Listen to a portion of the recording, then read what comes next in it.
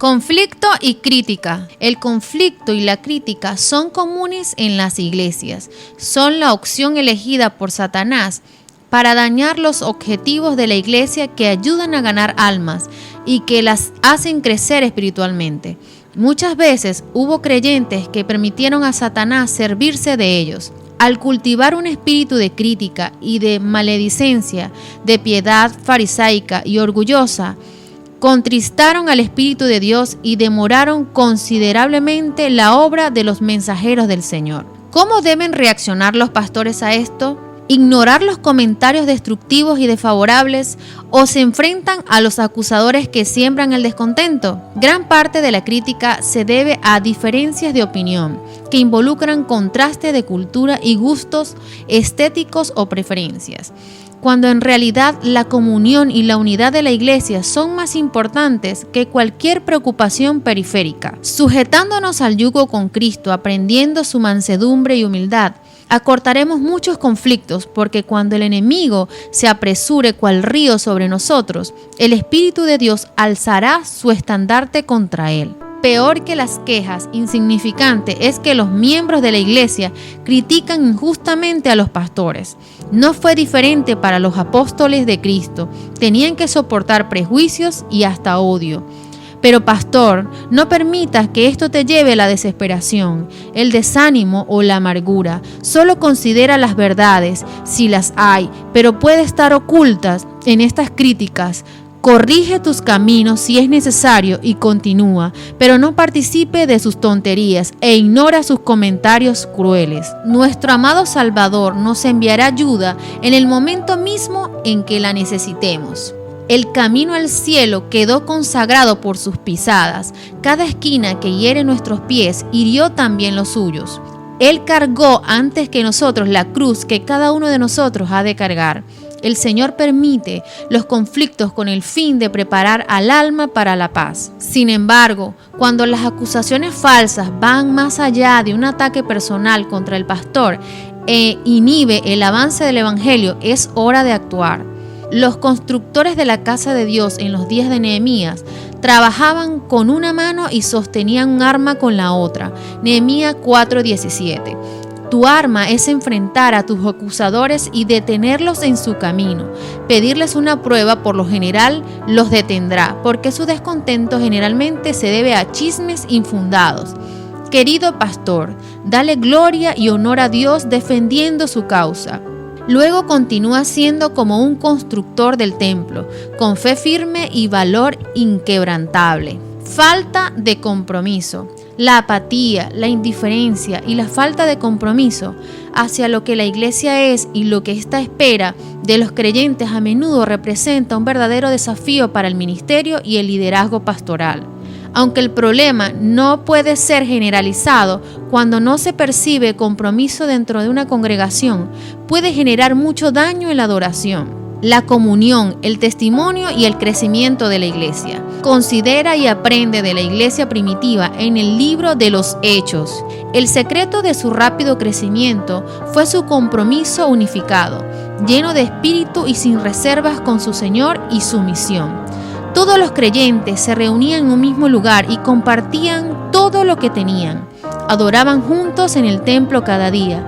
Se reunían en casas para la cena del Señor y compartían sus comidas con gran gozo y generosidad. Hechos 2 del 44 al 46. Con esta unidad espiritual y compromiso, la Iglesia Apostólica experimentó el poder del Espíritu. Esta experiencia puede repetirse hoy. No es por causa de alguna restricción de parte de Dios, por lo que las riquezas de su gracia no fluyen a los hombres sobre la tierra. Si la promesa no se cumple como debiera, se debe a que no es apreciada debidamente. Si todos lo quisieran, todos serían llenados del Espíritu. Dos principios pueden ayudar a los pastores y líderes de la iglesia a guiar a sus iglesias hacia un mayor logro de los objetivos asignados por Dios. Primero, entender la misión de la iglesia. La misión de la iglesia hoy sigue siendo la misma que cuando Cristo estableció la iglesia mientras estuvo aquí en la tierra. La iglesia es el cuerpo de Cristo con una misión definida de adorar estudiar, tener comunión y proclamar el mensaje de la gracia salvadora, el poder santificador y el pronto regreso de Jesucristo. La iglesia es el medio señalado por Dios para la salvación de los hombres. Ha sido organizado para servir y su misión es la de anunciar el evangelio al mundo. Desde el principio ha sido el plan de Dios que su iglesia refleje al mundo su plenitud y suficiencia. Los miembros de la iglesia, los que han sido llamados de las tinieblas a su luz admirable, han de revelar su gloria. La iglesia es la depositaria de las riquezas de la gracia de Cristo.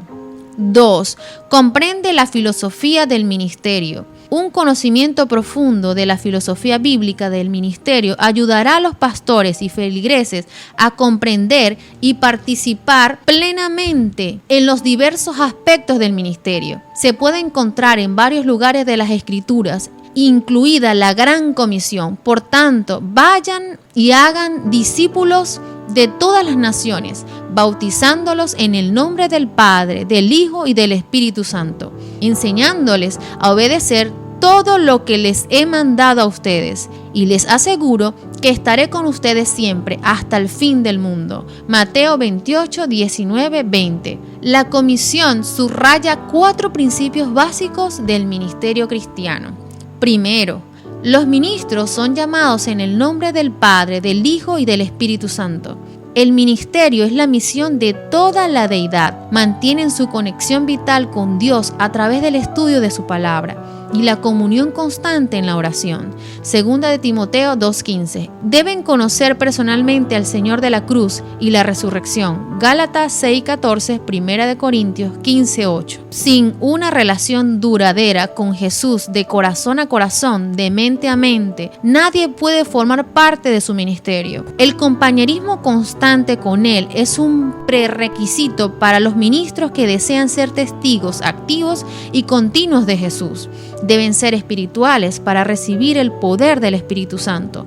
Juan 20, 21, 22, 16 del 13 al 15. Segundo, el ministerio es llevar el mensaje salvador del Evangelio a todos los pueblos y hacer discípulos de todas las naciones. Efesios 2:14. Porque Dios no hace acepción de personas ni muestra favoritismo. Hechos 10, 34, 35. Tercero, el ministerio es enseñar lo que Jesús ha ordenado y asegurar que se cumpla fielmente. Cuarto, el ministerio es bautizar y preparar a un pueblo para el fin de los tiempos cuando Cristo regrese para llevarnos a la casa de su Padre. Juan 14 del 1 al 3. Ve, enseña, bautiza, haz discípulos. Eso es el ministerio en pocas palabras. Cuando tu congregación descubra y se comprometa con esta misión y este ministerio, habrá poco espacio para el letargo y la trivialidad. Una mente perezosa, se dice, es el taller del diablo. En el contexto de nuestra discusión, podríamos decir, una iglesia que no entiende la misión y lo que dirige el ministerio es un centro de apatía e indiferencia. Entonces, pastores, animen a su gente a descubrir su misión y papel en la iglesia y a sentirse realizados dentro de ese patrón. Solo entonces, como iglesia, estarán felices y satisfechos. Dios toma a los hombres como son y los educa para su servicio. Si quieren entregarse a Él, el carácter débil y vacilante se transforma en un carácter fuerte y firme. La devoción continua establece una relación tan íntima entre Jesús y sus discípulos que el cristiano llega a ser semejante a Cristo en mente y carácter. Falta de motivación. Sin una motivación adecuada y un anhelo de nutrir y servir al rebaño del Señor, el ministerio podría sufrir y carecer de lo necesario para el crecimiento. Incluso el propio pastor puede sentir un fuerte desaliento porque carece del poder de la motivación correcta. ¿Qué debería pasar? El deseo de glorificar a Dios debería ser la motivación más poderosa de todas para nosotros. Debería inducirnos a realizar toda clase de esfuerzos por mejorar los privilegios y oportunidades que se nos han provisto para usar sabiamente los bienes del Señor. Debería impulsarnos a mantener tanto el cerebro como los huesos y los músculos en las condiciones más saludables que sea sea posible, para que nuestra fuerza física y claridad mental nos ayuden a ser administradores fieles. Cuando existe falta de motivación, los pastores pueden perder el deseo de ministrar. Su voluntad e impulso para comprometerse en un ministerio orientado hacia el Espíritu retrocede como el mar desde la orilla, y su trabajo pastoral no refleja la urgencia del fuego de la palabra de Dios. En otras palabras, el ministerio sin la motivación adecuada cobra su peaje en los ministros, hasta el punto de no preocuparse si alguna vez predican nuevamente con cuidado pastoral, autoridad bíblica o urgencia ministerial. Estas situaciones a menudo conducen a la depresión y al abandono de las preocupaciones pastorales. Algunos signos de depresión mayor pueden verse en la falta de impulso y energía para realizar tareas ministeriales, el deseo de ausentarse y no querer estar cerca de los demás, tener una tendencia a dormir con frecuencia, meterse en disputas o confrontaciones con otros por asuntos insignificantes, etc. Cuando los pastores se enfrentan a estos signos de sentimientos negativos, deben tomar medidas positivas para restaurar su salud y su vida física y espiritual. El asesoramiento profesional puede ayudar. El ejercicio también puede ser útil para tratar los factores estresantes asociados con la falta de motivación. Compartir problemas personales con un amigo cercano y de confianza puede ayudarlos a pensar en sus problemas. Si los pastores han estado trabajando demasiado, tal vez un descanso o unas vacaciones con la familia ayuden. Alguna actividad nueva para realizar en un entorno diferente puede traer sanidad y restauración. Incluso Jesús necesitaba descansar de vez en cuando. Dejó a las multitudes, a las personas que exigían demasiado de Él y a los que estaban conspirando contra Él. ¿Cuánto más necesitamos los seres humanos escaparnos para disfrutar de ese descanso tan necesario? Cuando nos cuidamos a nosotros mismos, podemos cuidar de los demás. Hay necesidad hoy en día de que los obreros escogidos de Dios oigan el mandato de Cristo, de apartarse y reposar un poco. Muchas vidas preciosas se han sacrificado innecesariamente por descuidar este mandato. Aunque la mies es mucha y los obreros pocos, nada se gana con sacrificar la salud y la vida. Hay muchos obreros débiles y gastados que se sienten profundamente desanimados cuando consideran lo que hay para hacer y cuán poco pueden realizar ellos. Cuánto anhelan tener más fuerzas físicas para poder efectuar más, pero es a estos a quienes Jesús dice: venid vosotros aparte al lugar desierto y reposad un poco. La motivación es el combustible espiritual que impulsa el automóvil del éxito ministerial. Un compromiso implacable con la voluntad y el propósito de Dios es el combustible, una fuerza que nunca falla en la vida pastoral. Necesitamos mirar constantemente a Jesús, comprendiendo que es su poder el que realiza la obra. Aunque hemos de trabajar fervorosamente para la salvación de los perdidos, también debemos dedicar tiempo a la meditación, la oración y el estudio de la palabra de Dios. Es únicamente la obra realizada con mucha oración y santificada por el mérito de Cristo la que al fin habrá resultado eficaz para el bien. Preparación del sermón. Además de todas las responsabilidades de su vocación, los pastores y otros líderes de la iglesia deben preparar sermones que sean originales, profundos, útiles, desafiadores y reconfortantes. Los líderes espirituales que están comprometidos con predicar la palabra necesitan pasar mucho tiempo estudiando las Escrituras y buscando la guía del Espíritu Santo. Cuanto más entienden la palabra de Dios, estarán mejor preparados para entregar el mensaje de Dios a su pueblo. La preparación del sermón generalmente requiere más tiempo del pastor que cualquier otra tarea. Jesús ordenó a los discípulos: vayan por todo el mundo y anuncien las buenas nuevas a toda criatura. Marcos 16:15. Y Pablo dirigió a Timoteo: predica la palabra. 2 de Timoteo 4:2. La predicación es la responsabilidad principal del pastor, a menos que tenga un deseo ardiente en su corazón, comparable a lo que sintió Jeremías. No puede ser un pastor efectivo. Y la carga de Jeremías quedó registrada para desafiar a los predicadores de todos los tiempos. Su palabra arde en mi corazón como fuego. es como fuego en mis huesos. Jeremías 29. La predicación es una prioridad desafiante y que consume mucho tiempo en la vida pastoral. A menudo toma 20 horas preparar un sermón basado en la Biblia, bien estructurado, espiritualmente efectivo y orientado a objetivos. Si toma mucho menos tiempo que eso, los sermones pueden no alcanzar la meta deseable de Dios, de alcanzar a los oyentes con el poder de la palabra. Un sermón efectivo requiere no solo mucho estudio y oración, sino también un plan de exposición y presentación bien elaborado. La calidad de la predicación no solo debe alimentar a la audiencia con el amor, el cuidado y las expectativas de Dios, sino también tener en cuenta que Cristo y sus ángeles están en su auditorio como oyentes. Hay pastores que constantemente predican sermones superficiales y desordenados, lo que hace evidente su descuido en su preparación. Hay pastores que postergan la preparación hasta el último minuto y trabajan en el sermón bajo presión. Esto no solo es negligencia, sino también una falta de respeto hacia Dios y su pueblo. Cada semana los pastores tienen la maravillosa oportunidad de presentar la palabra de Dios. Tienen el precioso momento para inspirar, enseñar, reprender con gracia, desafiar, entrenar, hacer reír o llorar a las personas, estimular la mente y elevar al Salvador. Los pastores no deben dar por descontada esta oportunidad ni faltar a este deber sagrado de elaborar un sermón digno del Todopoderoso. Un sermón efectivo es tan refrescante como el rocío, tan cálido como los rayos de luz solar que desafían las verdades desconocidas del mañana.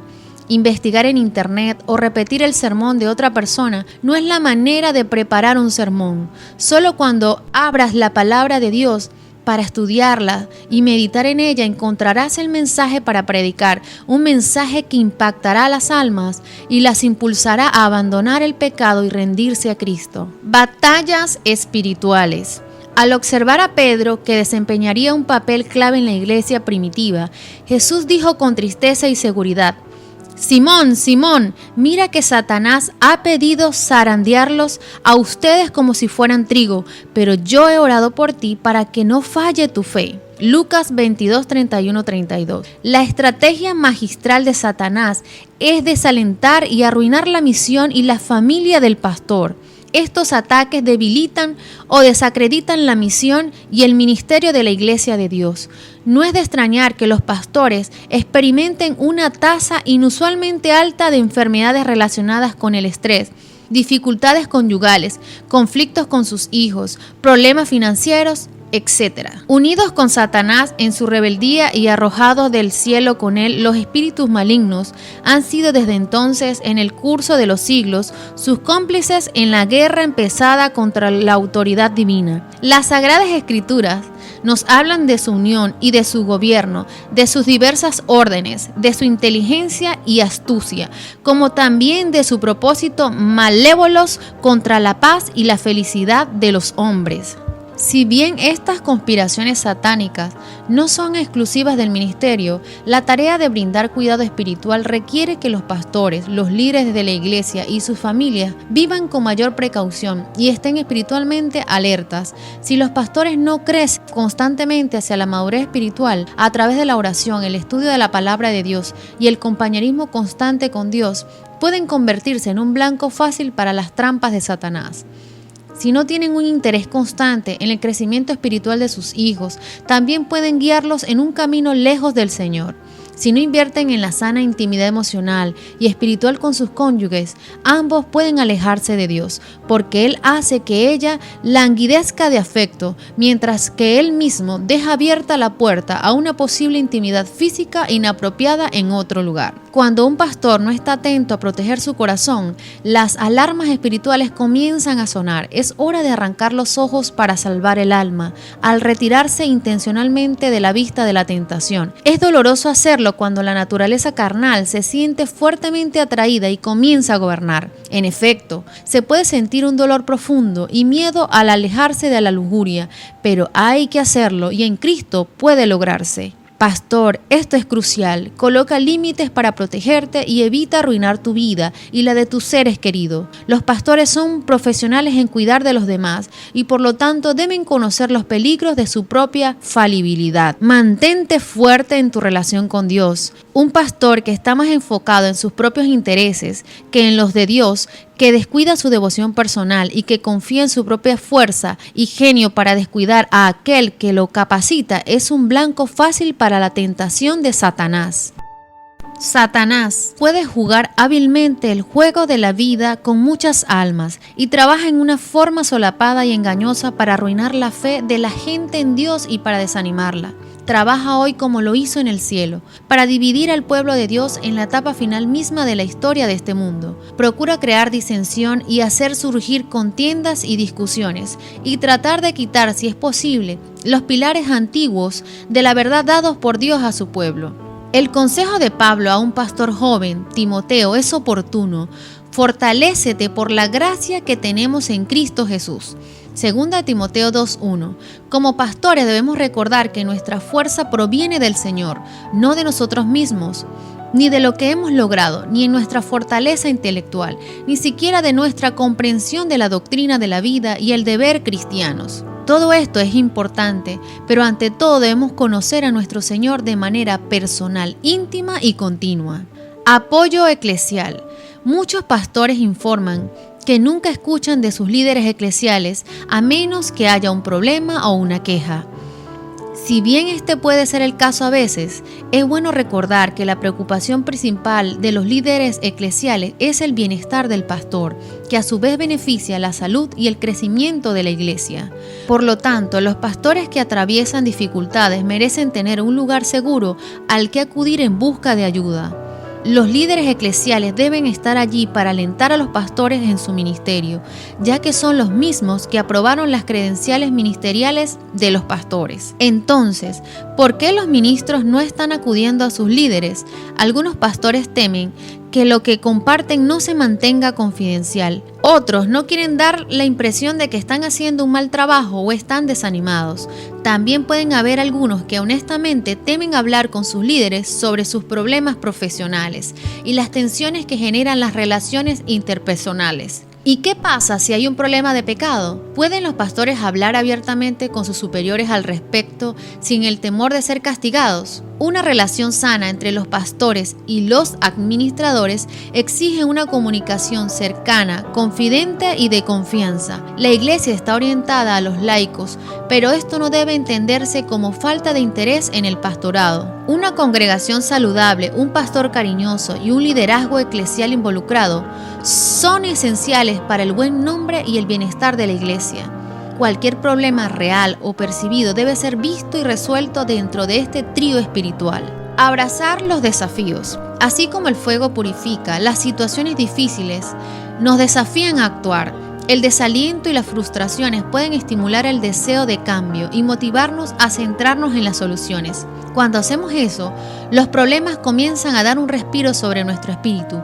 La desesperación y la incertidumbre comienzan a desvanecerse. Cuando nos enfocamos en las soluciones, tomamos el control, dirigimos nuestra propia vida y nos convertimos en el timonel de nuestro destino. Y nos volvemos productivos porque ahora tenemos un objetivo: agotar todas nuestras opciones para superar la mediocridad. Cuando nuestra actitud es regocijarnos, podemos repetir las palabras de Pablo pronunciadas desde un calabozo. Alégrense siempre en el Señor. Insisto, alégrense. Filipenses 4:4. Los buenos momentos de la vida nos traerán gozo y los malos no nos robarán el gozo, porque nuestros ojos están puestos en el Cordero de Dios. Por lo tanto, las circunstancias desafiantes nos proporcionarán una historia para contar y potenciar, motivar e inspirar a otros en el ministerio. Al hacerlo, nos convertimos en testigos de la gracia de Dios, un testimonio de que es posible hacer frente a los problemas y seguir avanzando incluso cuando las cosas se desmoronan. Así que, pastor, abraza la vida incluso con todos sus altibajos y con una actitud de gratitud. Podrás superar todos los desafíos y salir de ellos como conquistador. Conclusión. El ministerio no está definido por el tiempo, sino por el amor. No se rige por la capacitación en el liderazgo, sino por el sacrificio pastoral. Su empoderamiento no se encuentra en las habilidades personales, sino en el poder inquebrantable de Dios. El ministerio consiste en confiar constantemente en Dios y trabajar pacientemente con personas que a menudo no están comprometidas o bebés en Cristo. Se trata de esperar en Dios mientras se continúa sirviendo, incluso con estas pruebas aparentes. El ministerio pastoral es una alegría. Es la única opción para el pastor o líder de la iglesia que ha obedecido el llamado de Dios. Si encuentras felicidad y satisfacción en otra cosa, no estás llamado a ser pastor. El ministerio pastoral no es una alternativa o una última opción para alguien que ha fracasado en todas las demás áreas de la vida. El ministerio pastoral es servir a Dios mientras no se espera una recompensa mayor que escuchar esas palabras entrañables del Señor que nos dio el ejemplo perfecto de ministerio. Hiciste bien, siervo bueno y fiel. Mateo 25:23. Preguntas para la reflexión y discusión. 1. En tu opinión, ¿cuál es el mayor desafío en el ministerio pastoral? ¿Cómo lo abordarías? 2. ¿Por qué las limitaciones financieras afectan a muchas familias de pastores en países pobres y ricos?